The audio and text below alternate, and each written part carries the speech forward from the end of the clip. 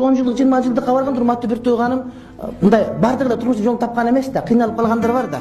Намыс үчүн кредит алып баргандар бар экен да. Карыз алып баргандар бар. Мен көбүн билдим, ошол күнгө машина алып барат атайын. Өмүр бою машина ошол күнгө машина алып барат, анан кайра кредит төлөп кыйналып жүрө берген. Коштунан сөйгөсүн сурайт, монтуфлин сурайт, айрыкча кыйналып барган кыздар билен кайнесинин мончогун сурайт, анан жоготуп берген болсо арак ичип жатып калат да жоголуп кетет. Анан барып төлөп берет. Жаман абдан эле.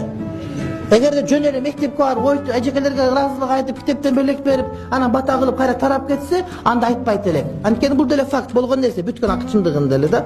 Просто биздики кыйын. Анан жылкы соймой, башка кылмай, акчанын баары жакшы самалып башталып калды. Жетимдерге үй куруп бермей, башка кылмай. Ошондой болсо макул баш үстүнө. Бирок андай болбойт ба биздики? Барганда эле чай питье болсун, бирден торт жегиле кичинекей, анан бирден суу ичкиле, анан эжекелерге рахматыңды айткыла, анан мектепте бир класс жасап бергиле, же бир жетимди куруп бергиле, кайра тарап кеткиле, ошол болот да.